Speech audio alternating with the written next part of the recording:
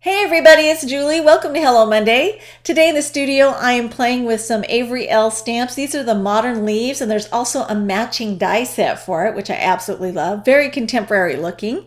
And I'm also playing with the Pink Paisley Artisan papers. These are a resist paper. They're 8 by 8 and they are white cardstock, but they already have a background pattern that's been clear embossed on there. So it's really a great time-saving step for you. So just cut it to size and then you can start customizing it.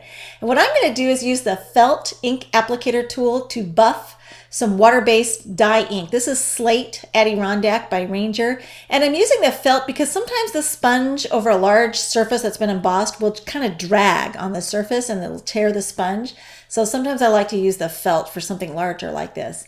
And I'm also going to create a matted circle window. So I'm going to use some Lawn Fawn dies. These are about a 1/4 of an inch difference in size once I chose, the two I needed to create the effect.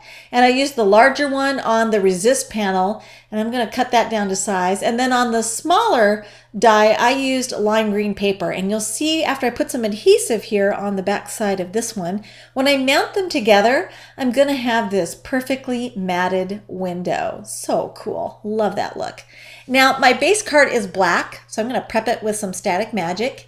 And then I'm going to temporarily mount this panel to the front. I'm going to take it off when I start to emboss, but for now I just needed to get an idea of where I need to stamp the greeting, because if I eyeball it, I'll probably be way off.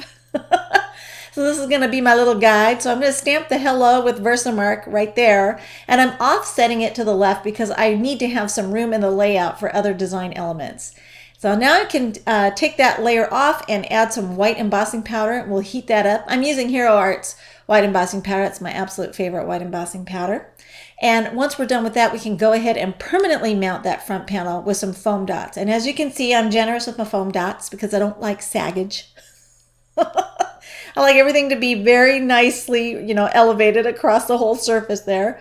And I die cut some of the leaves from some green cardstock already. And then I'm going to use the Field Greens Hero Arts dye ink to go ahead and stamp the leaf images. Well, there's, a couple leaf images in that set, but I just chose that one.